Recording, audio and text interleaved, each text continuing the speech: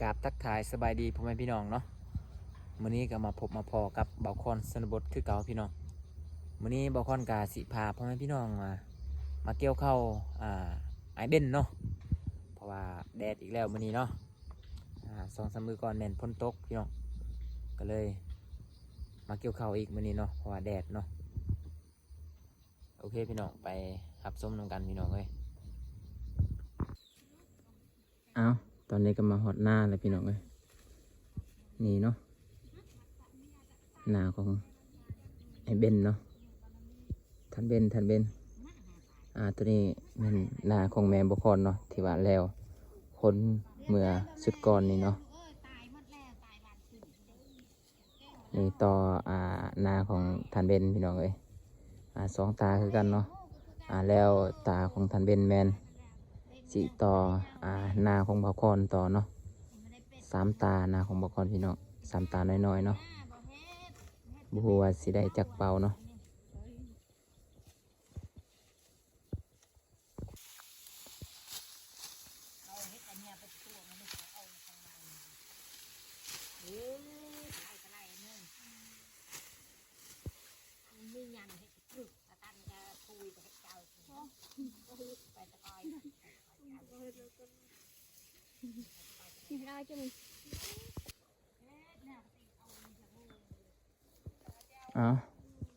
ตาที่2แล้วเนาะยังบ่แล้วเนาะยังหน่อยหนึงแต่ว่าฮอดโมงฮอดยามกินข้าวแล้วขึ้นไปพักผ่อนกินข้าวกินน้ำก่อน11 โมงป้ายแล้วพี่น้องcái quen rungมันให้กอบเนี่ยในห้างก็ไปเนี่ยกันจ้าต่างถ้วยคือ อาหารกับ มาเลย แกงปลาดุกใส่บอนนินเนาะพี่น้องเนาะ ยะมือเอาเยียงเลยนาวจะได้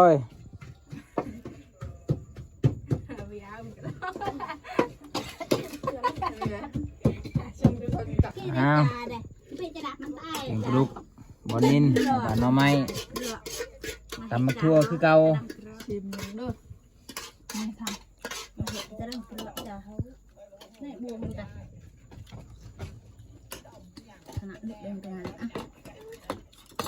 งามอะไรจ้างnhà cha mẹ chào nhà đã quay nha thì không có cái này mà cà phê ăn tạt đặt này ăn tạt là lúc đây ăn tạt chào vậy nè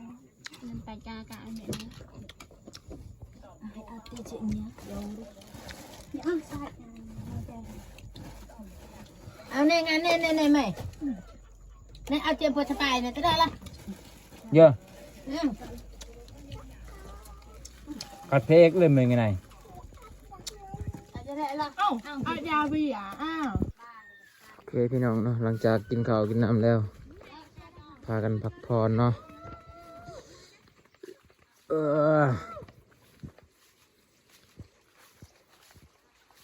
นี่เอาบอลเห็ดบอลนินบางคนกับพักผ่อนนอนอยู่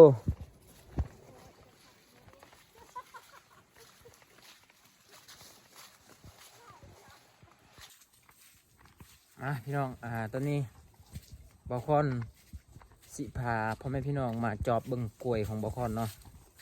เพราะว่าหลายมือหลายทิศแล้วบ่ได้มาจอบกล้วยเนาะคันว่าแกกะ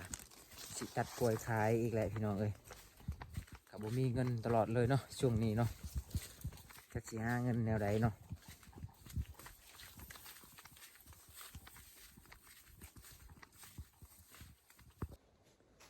โอ้นี่สุกแล้วนี่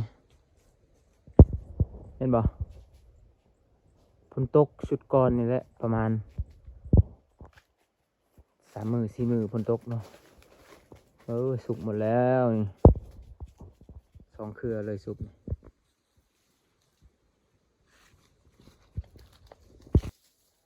โอ้สวนก็เริ่มหกอีกแล้วนี่แก่แล้วนี่เครือหนึ่งพี่น้อง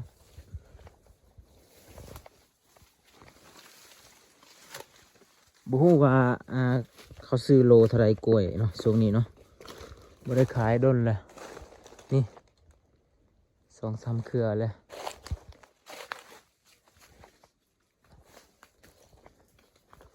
โอ้พุ่นแดงพุ่นแก่แล้วแก่แล้ว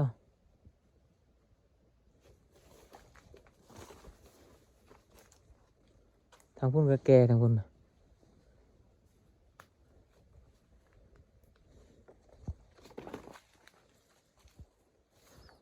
โอ้สุกอีกแล้วนี่เห็นบ่นี่โอ้บ่ได้มาจอบดนเนาะกล้วยสุกหมด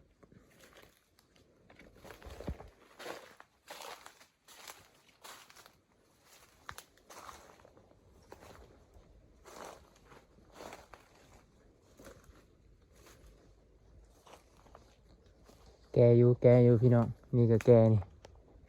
เห็นบ่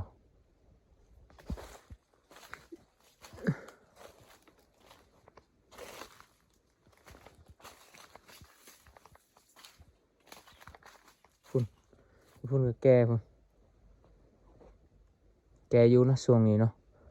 ดนแล้วบ่ได้มาจอบตัวสุกก็สุกไปน้ำพี่น้องเอ้ย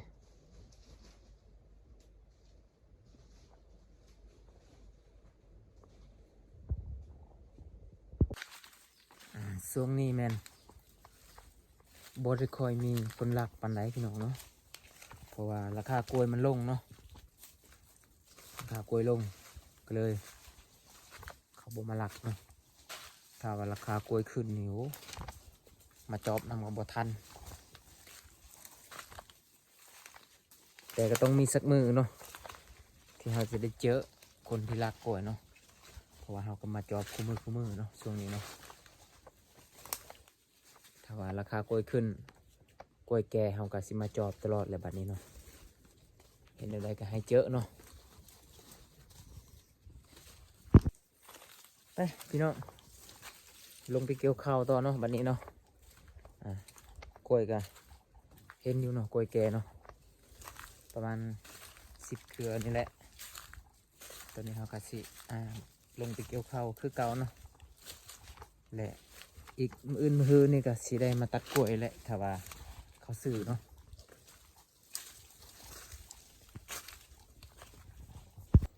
พี่น้องตอนนี้เขาพากันลงแล้วเนาะเขาพากันลงดำนาแล้วเนาะบ่แม่น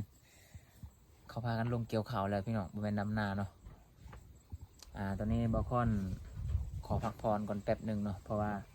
ตอนเมื่อกี้นี่แม่นเขาพากันนอนเต็มอยู่นี่เนาะและบ่ค่อน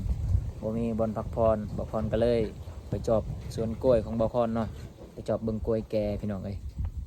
แล้วก็เดี๋ยวนี้เขาหาไปมาแล้วไปเกี่ยวข้าวลงเกี่ยวข้าวแล้วเนาะบางคนก็เลย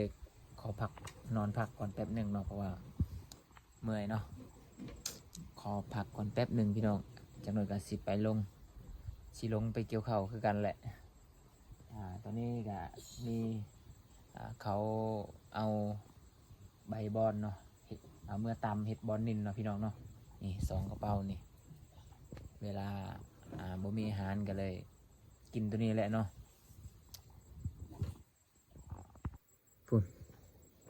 ฝุ่นบ่เขาพากันลงแล้วคนแต่บางคนขอพักผ่อนก่อนแป๊บนึงพี่น้องบางคนรู้สึกเมื่อยแห้งยางเลาะส้นกล้วยเนาะ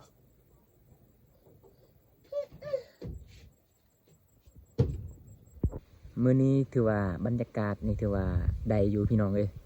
ว่าฝนบ่ตกเนาะมื้อนี้เนาะเมื่อวานนี้ก็บ่ได้ตกเมื่อวานนี้เนาะเมื่อวานนี้แม่นพักผ่อนอยู่เฮือนพี่น้องมื้อนี้ก็เลยพากันมาเกี่ยวข้าวเนาะเพราะว่าเห็นฝนบ่ได้ตกเมื่อวานนี้มื้อนี้แล้วก็พากันมาเกี่ยวเนาะเพราะว่ามันแดดแน่นิดนึงเนาะมื้อเช้านี้แดดแห้งอยู่มื้อเช้านี้แต่ว่าตอนแรงนี่มันก็เริ่มมีเมฆดำเข้ามาเนาะปอดหน่อยนึงมื้อนี้ฝนบ่ได้ตก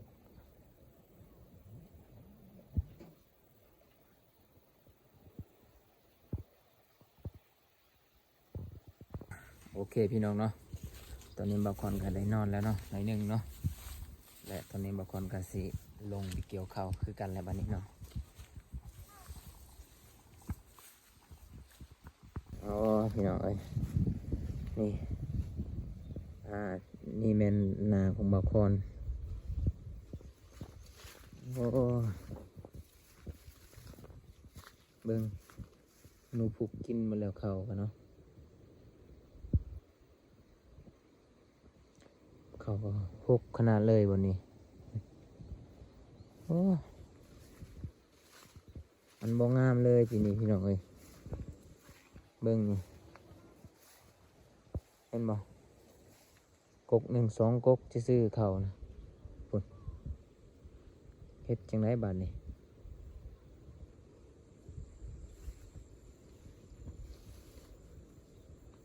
นี่ตัวลุ่มนี่ใครๆแน่เนาะ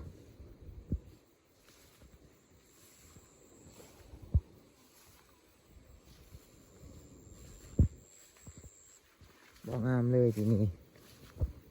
เบิ่งนี่เห็นบ่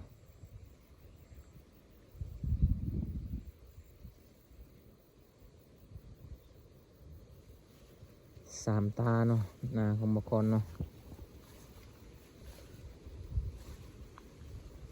4 ตาแต่ว่าตาน้อยๆเนาะตาหนึ่งแบ่งเป็น2 ตาพี่น้องเอ้ยแบ่งเป็น2 ตาน้อยเนาะ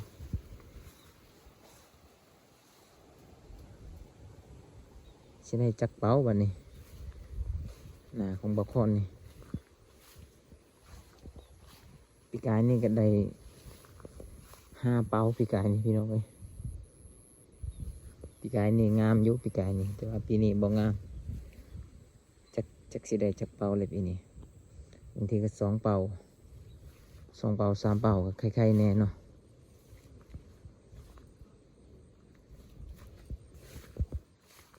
ไปวันนี้ลงไปเกี่ยวข้าวนำข้าวพี่พุ่นอยู่ลุมพุ่นเนาะเพราะว่ายังบ่ฮอดคิวนาของบ่าวคอนเนาะเกี่ยวซอยนาของทานเบนก่อนถ้าว่าสำเร็จก็จังสิขึ้นมาเกี่ยวนาของบ่าวคอนเนาะ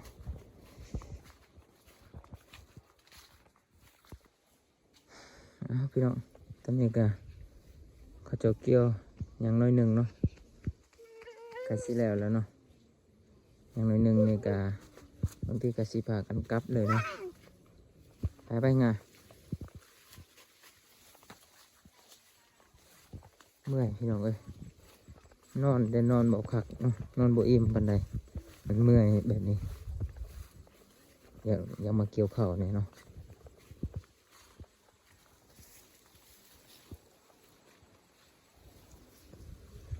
แล้วนี่คือว่าได้เมื่อนอนเลยพี่น้องเอ้ยมื้ออื่นก็สิได้พลาดเนาะ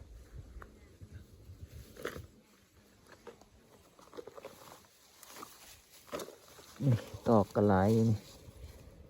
เลือกตอกก่อนเอาตัวอ่อนๆเลยแข็งๆมันเจ็บมือพี่น้องตัวนี้แหละโอ้แดดแล้วหูจักว่าสิออกมาเกี่ยวข้าวเนาะเลยแดดอุปกรณ์ไปลุยคือเก่า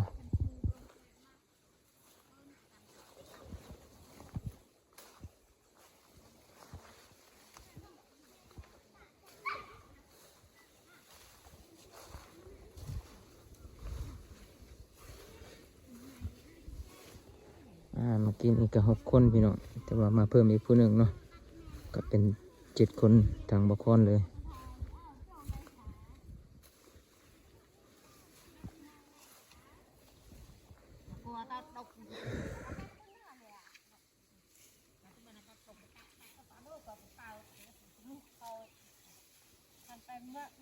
ก็จะลมเรืองยังบ่ฮู้พี่น้องเอ้ย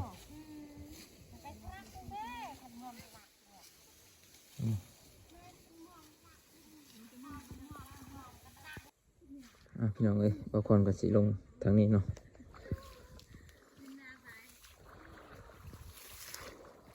โอ้ยนาขี้ตมนี่บากเลย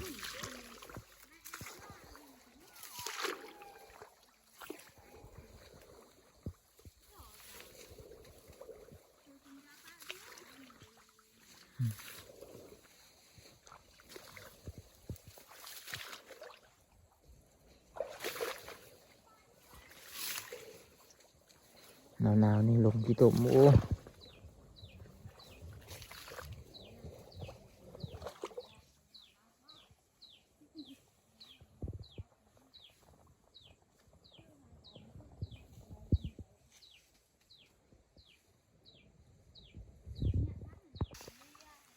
อ่ะไก่สิแล้วอย่างหนึ่งก็แล้วพี่น้องเอ้ยเราก็พากันเมื่อเลยเนาะ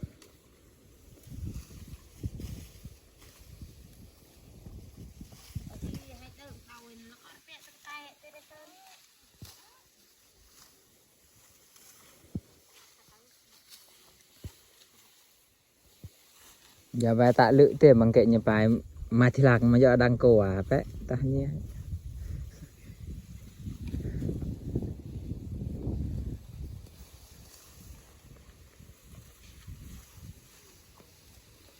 หนาลมมาดิ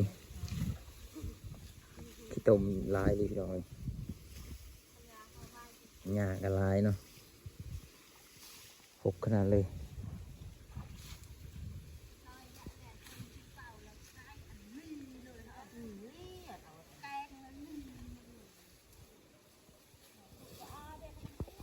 เรียบร้อยพี่น้องเอ้ยเรียบร้อยเนาะสองตาเนาะวันนี้เนาะ